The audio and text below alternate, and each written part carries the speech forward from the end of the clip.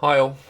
By now you may have seen the video from Neil, Retro Man Cave. As he said, it was an exclusive. Bit grand really, but I wanted Neil to be the first to talk about the new case. If I look away, forgive me, it's not that I don't want to look in your eyes, I've got notes here. So, right, why is there a new case? Well, the standard Checkmate 1500 obviously was Kickstarter. We sold loads. So far we sold about 900. I think we've 950, and we got about 250 cases left. And I'd always thought it'd be nice to make a smaller version. One of the comments that quite often came up was, can you make a smaller case, because the other one was quite big, and it was obviously quite big because you had to put an Amiga 500 or 1200 motherboard in it, so it had to be big. So that kind of was the reason for the size. And I'd always fancied making one of similar size to the 3000. So I decided to not make any more of the large ones, and so there are at the moment about 250 cases left. And so one of my thoughts with the new case was, well, if I have a smaller one, then the larger ones will be used by people who are going to put 500s, 1200s, that kind of thing. Because a number of people obviously would like a mini ITX case, and are buying the large one because it's all that's available. So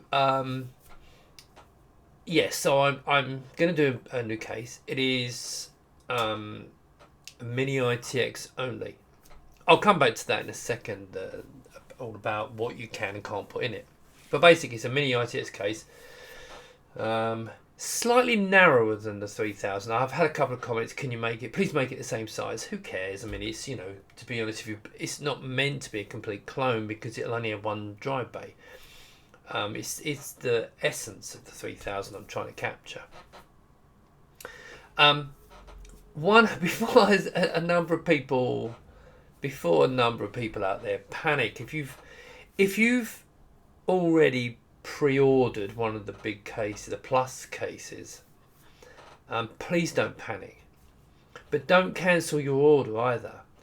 But I'll make you this little pledge: if the mini, which is going to be kickstarted, so if the mini case is successful and you've got a pre-order and you want to potentially swap it for one of the mini cases, just let me know. We'll put a note on your order, and if the mini case actually comes to fruition, I will change your order to a mini case. Okay, so don't panic about that. The reason I don't want you cancelling is because you obviously want one of the cases, and if you cancel it and then the Kickstarter fails, you stand a chance of not getting either. So don't panic. I don't. No one actually has, so I maybe I was worrying a bit for nothing. Right. So yeah. So freeze up big cases. Yeah. So why a mini ITX? Well, I'll show you. Let me show you a couple of pictures. Obviously, I'll just skip through a couple of pictures. So these pictures have been done by Paul Kitchen as usual. And I think he's done a wonderful job. I sent him the new designs. Yeah, thanks so much for that. I sent new designs and he did these great renders. So as you can see, it is small. It's about 4 inches narrower than the big case, and it's about 2 inches not as deep, less deep, 2 or 3 inches. So, but it's slightly smaller. It's now slightly narrower than a 3000 case and not as long as a 3000 case. But it's designed the way it is so that you can put mini ITX motherboards in them. Now, I'm umming and ahhing about this business of there's no horizontal GPU slots, because if you want that, you need the big case because there's no room in this. This is designed, if you're building a PC, this is designed for what are called AIOs. APUs. which basically a CPU with a graphics card on the chip, and AMD have got a great range, and for 1080p they're fantastic. So there is you've still got your single slot, but it's half height. So there's not much you can do with it, but there will be people who do certain things with it. But it's not really meant for that. It's not. It's meant to put a PC in, obviously, but it's a small form factor. It really is a small form factor case now. So your expansion options are going to be limited. There's only one half height GPU card of any note, which is an NVIDIA, and even that's not very quick. And I think, to be fair, the APUs are probably nearly as quick, but that's double width, and so it would mean making the case wider. So I don't know about that. So it's probably unlikely that's going to happen. But yeah, so even with an APU on it, you can put a fantastic machine in these cases, and of course you can put a really good quality power supply. It is designed still to put an AIO. If you don't know what that means, it's an all-in-one water cooler on the CPU, which means it's not really for overclocking, but because if you remember the old case, there's a big 120mm fan, you're still going to be able to have that. And so you can put this water cooling unit and make it nice and quiet inside. That's the kind of machine that I want, not necessarily performance, but to be almost silent and look good. Now, before I get on to the really interesting bits, so let me just finish off with that. So you've probably heard about AMI hybrid or Amiga hybrid. Not sure which we're going about. It's up to Command and Hyperion to decide if I can use it. They seem to be coming around. But I'm trying, as I say, I've been saying to people, I'm trying to be a team player here, so I'm trying to follow the rules. But yeah, so if they approve it, it'll be Amiga hybrid. If not, it'll be AMI hybrid. But I suppose it's interesting. Let me show you a couple more pictures of the case. So here's a black one. I don't know how well you can see the picture in here because I've not actually given you a zoomed up version, but there will be pictures around the place. This one's slightly better so you can see it from above, but it's really to show you the difference in size. Now the colours will be the same, oyster white and black, so there's no difference. All it's just narrower. Instead of having 2 drive bays, it's got 1 drive bay. That's a 5 1/4 inch drive bay, but you can adapt it for 3.5 or whatever you want to put in it. It will take SFX power supply still. Okay, still got your 3 fans at the back. 50mm on this. Now this is very important. There's only 1 rear panel. There's not the options. Now one of the problems we've had, I did the experiment with Clint and the LGR channel to see if people outside the Amiga community would accept a case that they had to have, I don't know the word compromises, but design decisions made because of those rear panels and then 4 different panels. I don't want to go into that because I've already done a video on that. But so it was, but I came to the conclusion that case, it's not going to go any further. This case I'm hoping will solve that. So there was about 2 or 3 key complaints in the video, which they will not appear with this, okay? Because I've taken them into account. I'm now focused. It's only a Mini ITX. There's nothing else. Now, if you want to put something in there that can fit the Mini ITX, fantastic. And I'm going to come on to that in a minute. But so it's a Mini ITX case, nothing more. And with 1 vertical half height expansion slot. So what can you do there? Well, you can build a PC, obviously, a small form factor PC that looks really nice. Well, I think it looks really nice. And the comments come back saying it looks really nice. And it looks like a 3000. But what you want to do? Now, for this one, there's no actual Amiga hardware going in this, period. There's nothing.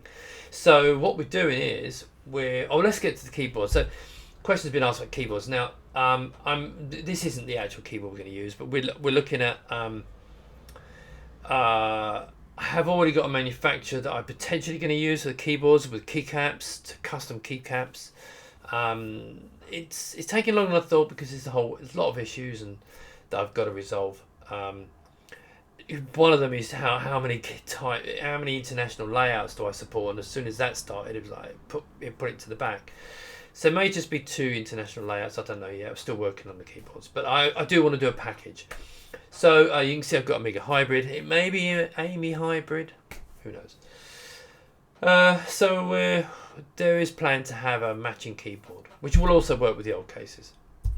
As you can see, what I'm going for is I'm going for brown switches. Now, these are clone switches. These are not cherries. And the reason for that, people say, why do you put cherries in? Well, you want to triple the price.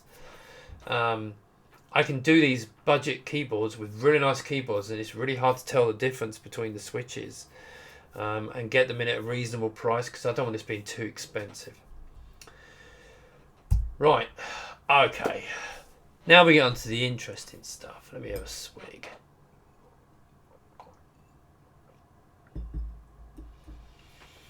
What can you do with a mini ITX board?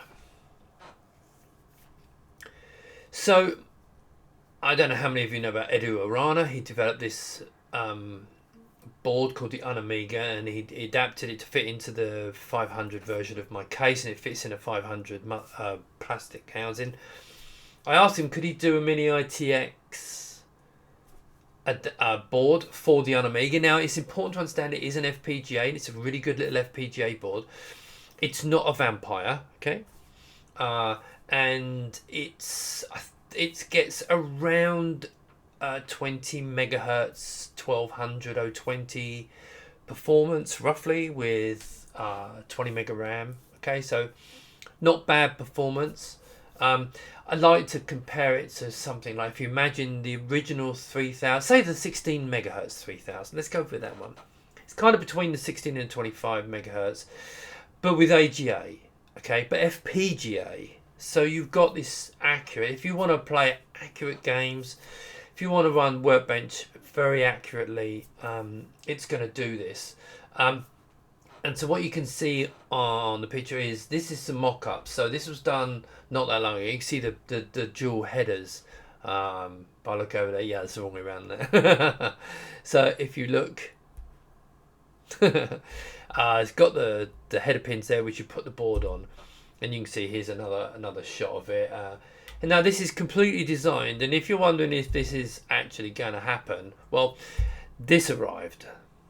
Now, he was going to put this together over the weekend, but he said, I'll do it tonight. And I said, no. So just send me a picture of the board. So this is the actual board. And what it's going to do, now you'll notice it's got at the bottom, you can't see, I can't point to it. Oh, can I use my mouse pointer? Oh, yeah. These here are the ATX connectors. So there's going to be an ATX connector on top. So basically, you'll be able to plug an SFX power supply into it, use a switch on the front, and turn it on and off. Okay. It's, at the end of the day, it's designed it's just adapted it to fit beautifully in a mini ITX case, and it didn't take much persuading, which was fantastic. So that's going to be coming. Now the way it's going to work is this. So when the Kickstarter launches, all you're really going to get is 2 cases. Do you want a black one or a white one? And all you're doing is reserving your case, because it's going to be the same as the last Kickstarter. So once you've done that, you'll pay for the case. So that basically gets you on the order system. Now, once you've then done that, we transfer all that into my system that I wrote, and then you go in and process your order, which means if you just want the case, you just put your address details in there, all the things we need for dispatch, and of course you have to pay for shipping, because these things go all over the world and they vary ridiculously. Now this case is smaller, it should hopefully cost a little bit less, but the shipping is, unfortunately, we've got really good rates, but it's not cheap to ship. It's Europe, the UK, and there's hardly anything, okay? But once you start going to America and some of the weird countries, it starts getting up a bit. But I will put rough ideas on the Kickstarter like I did last time. I wasn't far out of the last one, but the trouble was people were ordering tons of extras, and of course it was getting bigger, so the pricing went up. Anyway, so basically what you'll do is you'll have your case. It'll come in as this is the case you wanted, and then you'll add things like you may want a keyboard kit. You may want the FPGA board, etc. So there'll be options that you can upgrade the case accordingly. Things like this. This is the Raspberry Pi Mini ITX, and it's not finished as a prototype before anyone points out the holes. But this is a Raspberry Pi 4 with a special adapter that brings the ports to the rear, and you'll notice our little ATX board on there as well. And what you do is you plug the power. I know it seems overkill, and it is overkill, but there's good reason for it. Plug the ATX power supply into that board. You plug the switch onto it, and it's also got like fan outputs, all kinds of things on there. So it helps. Now, yes, I know it's technically a £35 board, but if you've put in the more expensive version, obviously. Now, for an Amiga, you don't need more than 2 gig. Don't care what anyone says. If you're going to use the hybrid, I mean, you by all means get a 4 gig, by all means get an 8 gig. I don't think you need it, but that's completely up to you. So there's a picture of the board, and here's another one that's inside. Now, this is the old case. Ignore the cabling. There's an actual custom cable being made. It's not arrived yet, so the power will go from there and straight into the where you can see on the right hand side, that little connector. Now, obviously, with these boards, you have an internal USB, so you can connect any device that you can plug into that via USB that works on a Pi. You can have inside the machine. So you've got this now case that you can put all your internal things in here. You may, for example, want to expand your GPIO ports, connect pins to the rear of the machine, or actually do something internally. I don't know, but it's flexible. So now, if you're going to buy a machine that's custom built, so if you want an FPGA one, or you want one of the Pi kits, probably won't be supplying the Pi, although we might. I don't know. But then you're going to want to put an operating system on it. So as you can see here, what I've done is I've purchased 100 licenses or Amiga Forevers. I've also purchased 100 Amiga OS 3.1.4s and 100 Amiga XE licenses, and I've donated to the guys doing. Hang on, I'm missing pictures here. So Amiga XC will come with it, and also AK Real. I've done a little deal with the guy who created this. And the reason for this is this: I want to standardise on the Amiga look over all my future projects, if it's possible.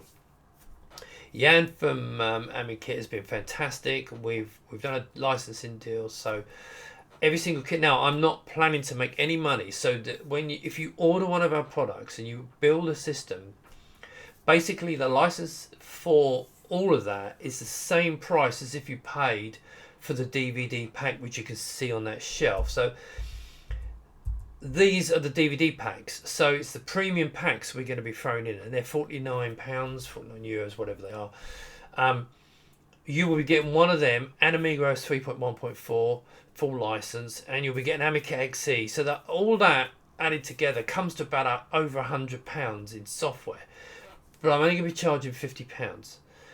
So I'm not trying to make any money on the software. But what I am trying to do is allow you to build a machine, proper operating system, whichever one you want. You have whichever operating system, you have access to all of them, and officially. Now, if you've already got the licenses, now one crucial thing here, let me cover this. So there's going to be an SD card, so I'm going to have an SD card with all this pre-configured in various different configurations. On this SD card, you just plug in and play. So if you want AK Real, if you want to run the hybrid on the Pi, whatever you want to do, if you just want to run on the FPGA, different versions, that kind of thing, there'll be different configurations, all on one SD card, chuck it in, away you go.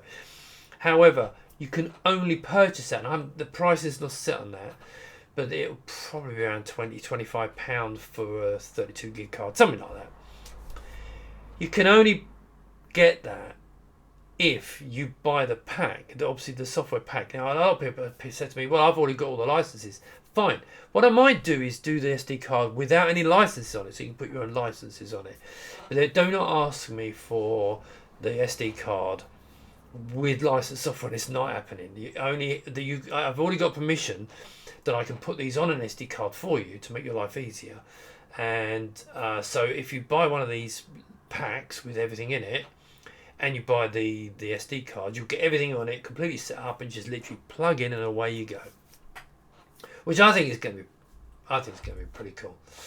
Another thing which I haven't actually got a picture on here is the fact that I've got permission now from the AMOS Pro creator Francois Lyonnais to, although it's, we knew it is open source. I don't know if it's open source or it's public domain.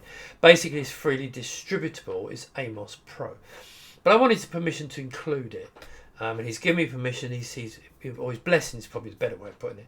Give me his blessing. Now, the reason for doing this is what I'm trying to do is whatever system you get, there'll be a toggle switch on it, okay, in the configuration or however. I'm not exactly sure I've done it yet, but the idea is, as it boots up, instead of booting straight into Workbench, it could boot straight into AMOS Pro. So you get this experience of going straight into a basic environment. Yeah, so you can type basic programs. Now, AMOS Pro is absolutely brilliant. Yes, I know people are argue about, one's Blitz Basic or whatever, but this AMOS Pro has always been fantastic. So I like the idea of it's a bit more advanced than the old days with the basic prompts. This is a really good modern basic. And so you can boot straight into it. You can start working, do whatever you like, and click from there, go into Workbench. And if you want to toggle it so Workbench boots first, you can do that. And if you don't, you can go straight into AMOS Pro.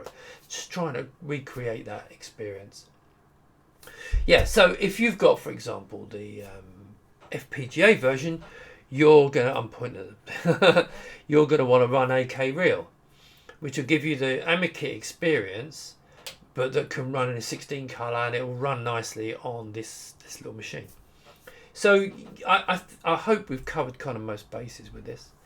What else have I got here? Right, so next. So that's the Amiga side with the official operating systems. Now, a lot of you know that I have, let me have another swig. A lot of you know I have been supporting AROS since about 2008. I've been quiet for a while, as it has been mentioned. Yes, I know. But my AROS days are going to be ramping up again. Well, literally after this video.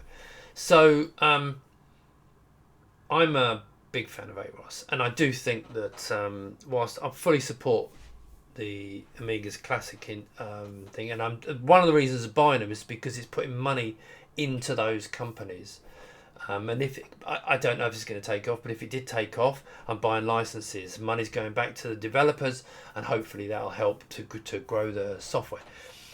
But I still want to support AROS because, and here's the advert, AROS is on x86, AROS is on PowerPC, AROS is on ARM, AROS is on 68K, which I'm going to come to in a minute.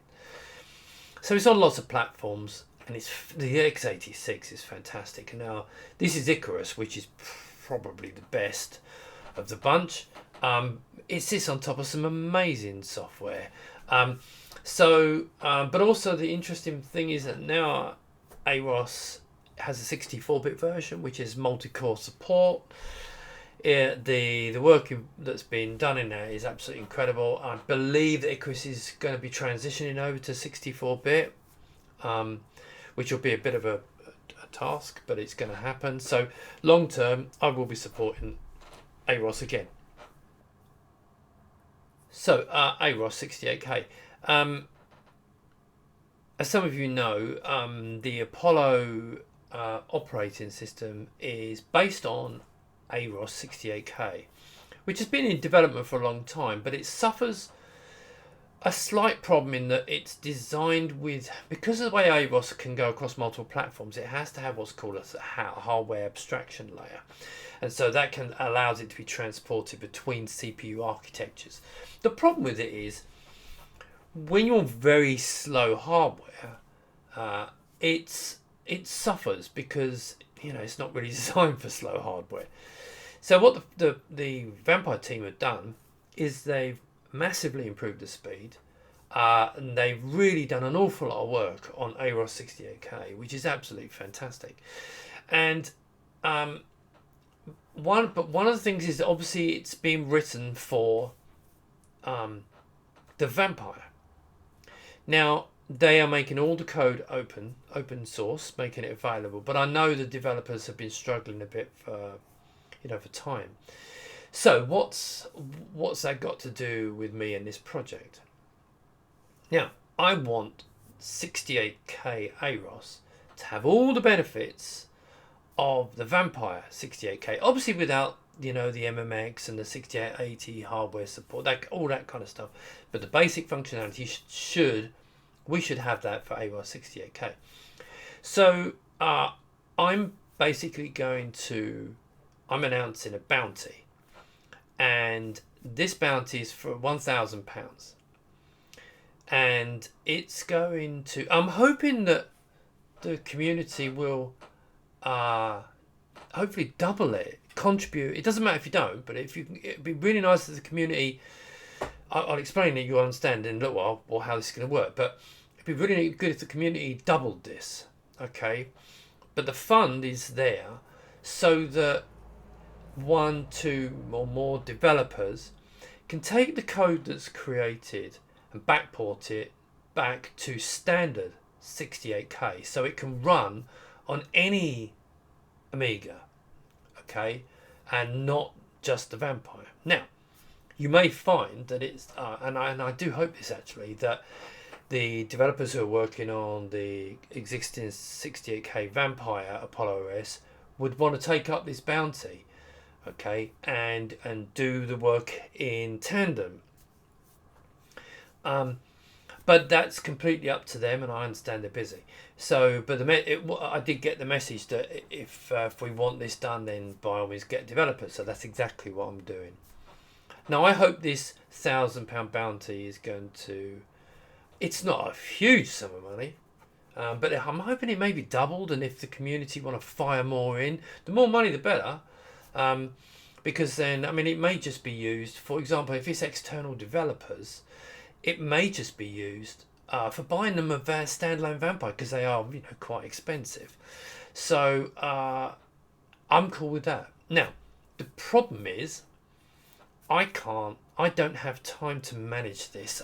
If I was to do, it would be a mess.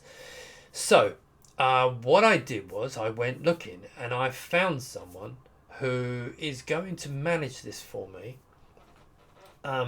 And I'm going to send him the money. He's setting up a bank account or a separate section or however he's doing it, somewhere to put the money. And it's his decision. It's nothing to do with me. It will be his sole decision who gets the money, how much money they get. And so if you want to back this up and send money, I would really appreciate it. Don't send it to me. We'll give you details in the video, and this will be coming over the next few weeks. If you do want to contribute money towards this, because I think it's a worthwhile fund, and fund the developers to basically just keep AROS, Apollo OS in sync with a mainstream 68K version, okay? Because people, it helps me, obviously. It's not completely altruistic, because I'd like this to run on my cards. I'd like it to run on the FPGA card that we've got, but it's only an 020, so, and I'd like it to maybe run in the emulation, see? So I want this to be available to everyone. But also, I'd like to be able to run it on my other machines, I'd like to run it on my 3000 or my Warp board. And there's lots of people out there who would like to run this on standard 68K Amigas. So, right, so coming up next is going to be Alex. Alex and I are going to be talking now, but so he's in charge of this whole project. And at the end of this, I'll sum everything up. Right, everyone, so I've just explained about how the bounty is going to work. But obviously, as you can imagine, I'm really busy. So, and I thought it'd be nice to have someone else come on board and help. And I found someone. A lot of you are going to know who he is. Some of you probably don't. But I want you to meet Alex Cheney. And so, Alex, what would be nice if you can just tell people a little bit about yourself and your Amiga background, and then we'll talk about the 68K work. Okay, really cool. Hey, first of all, thanks for having me on. This is an exciting project. I'm looking forward to it. But for me, some of you know me I'm the annoying loudmouth on the forums. I'm a principal software engineer for a game development company. I've been playing with the Amigas since 1990. I have a quite large collection like everyone else, and I just tinker and play around. I've been involved in a number of high-profile open source projects, including OpenStack, Anaconda Python distribution, among other things. So I have a lot of experience with the engineering of the code, as well as being on some of these projects. Okay, so the other thing was that when I talked about it, it was the fact that Alex was the first one and actually taken the existing version, compiled it, and I went, he's the man. Yes, I found the man to do the job for me. Right, so just to go a bit more into detail then, so basically what this is, I've obviously, and I've already said some of this, but you know me, I repeat myself. So what we want is developers to, we know that the Vampire team are doing some fantastic work, but we want to make sure that that work is backported where possible into the standard 68K AROS, so everyone can benefit from it. And so the £1,000 budget, which I hope that the community will top up, will be to incentivize developers, sometimes to buy them kit. We know this is the developers sometimes don't want the money necessary for most things, just to buy maybe a bit of kit, maybe take the family away, or that kind of thing. It's never anything serious, but just also say thank you to developers for doing this work. So they will need to get in touch with Alex, and the details will be in the description, and you can contact me. I mean, if you know Alex, you can get in touch with Alex. But so I will be sending Alex the money, probably, maybe even by the time you see this video or a few days later, he'll have the money, so it's sitting there. But what we want to do is have the developers, Alex is going to choose the developers to do this. Now, if it's a member of the Vampire team that want to do this, then fantastic, okay? Because that's the neatest way for this to work. But also, if anyone else wants to come on and the Vampire team are too busy, and they'll obviously, I'm sure, get support from the Vampire team, then there's an incentive to help them to come in and buy the kit they want to do. So is there anything you want to say to the potential developers, Alex? No, but I am glad that you mentioned the whole Apollo team, Apollo OS. I have volunteered to join their efforts. I haven't submitted my first pull request or checked any code just yet. I just started reviewing the code, and it would be absolutely great if we could get some of the developers who are, working on that team as well. Again, because this is not a competition between the two, but hopefully to combine the efforts.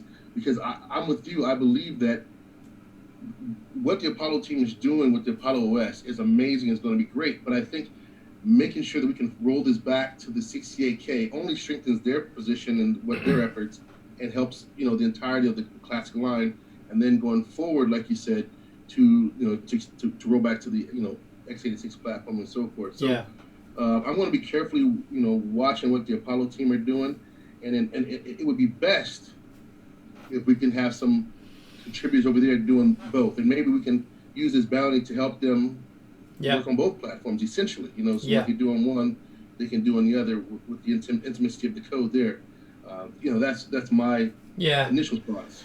See, if we do put somebody on 68K, maybe they can help with the Apollo OS side, so we can have some parity. Yeah, absolutely. I mean, because I always try to think of like a big picture thing, and everyone knows I'm a massive AROS fan, so. I think that the AROS platform, because it's on x86, it's on PowerPC, it's on ARM, and it's on 68K. It's just a case of, while some people may have seen my comments and and think that I'm against the Vampire team, no, I love what they're doing. In fact, they are transforming AROS 68K for us, and it's a fantastic thing they're doing. But they're really busy. And so if they haven't got time to do it, and another developer can come along and say, well, I can do that, I can bring that work in, and the bounty's going to allow me to buy, maybe it just might be they use it to buy themselves a Vampire, a standalone. I mean, maybe a couple of developers, it means a couple of developers are prepared to do the work, but they both need a Vampire.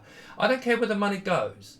I just want it so that it's there to help, and I have a vision of AROS going forward as being the core. So anyway, look. So now I've introduced Alex. You're going to see a lot more of him. Hey, he doesn't know this yet, but I hope he's going to do some more of these videos. I'll say that on the camera because then he can't. Okay. But yeah, so as we go along, we can explain how things are going. But yeah, that's it. It was short and sweet. But I just want you to, for those who don't know Alex, I'll be surprised if you don't, but a lot of people don't. Then and also, of course, well, I was kicked off. Yeah, but look. Because we was gonna do this. It's like it was 8 a.m. and because last night Alex was gonna do this, and he was all ready to do it, but it was 11 o'clock in, and because I got a baby, I'm like used to getting up early, so being up at 11, I was like, oh no. And I woke up this morning 8 o'clock, and he's still here, so he's still. It must be like 3 in the morning or something stupid. 3 in the morning. Yeah, I know it's something stupid. So we'll try and do this a bit more Alex friendly next time. Anyway, but no, but thanks for coming on, Alex, and because this video is going on the end of kind of an important video for me, so just so people, I haven't let go of AROS. let me just do this in there. I mean, again, there's going to be, Stephen, there's going to be a lot of people out there saying, "Oh, why are you doing this? It's competing with this one." I think you've said it enough times. I think we need to reiterate that AROS is awesome, and that's where you and I both love, as well as all the other versions of the Amiga experience. But what the Apollo OS team are doing are just really just taking this to another level. Yes. They're on a rocket ship. Absolutely. And this is a great opportunity to support their efforts, as well as bring the rest along in parity, because if you've seen the very first version of Apollo OS, it's amazing, right? We know AROS is amazing, but Apollo OS is just fantastic, and it's only gonna be great things coming from now. And we want to cascade everything behind it. There will be the 3.1 people still available. Everything's going to still be available, but the Amiga experience is just going open source. And this is what we asked for. This is what we wanted, and this is. We just need to evolve. Everything evolves. Yeah, and that's all we want to do. So, again, thanks for doing this, Alex, and we'll speak to you soon. And thanks so much. Speak to everyone else soon. Thanks a lot. Bye. Ciao. Okay, so hopefully that's inspired some developers out there to get in touch, speak to Alex, and if, as I said, he's a developer. The reason I picked Alex, I probably mentioned it, but the reason I picked Alex was because he was the first person that almost instantly had compiled the Apollo OS. So, well, here's the man, and he's also a developer, and he works in software projects. So, and he was really keen to do this, and he's a Vampire fan. So, you can't ask for any more than that. And so I trust him totally. I'm going to be in the next few days, next week. I'm going to be sending him £1,000. So if you are, don't just think you can just go, oh, can I have it? I want to buy a Vampire. It doesn't work like that. But I'm leaving it to him how he does this. But I hope that developers, to be honest, I hope the Vampire team, the 68K developers there will go, especially if we double the amount. They think, or if there's a couple of developers and they get £1,000 each just for keeping it in sync, then that's, to me, that's the best way.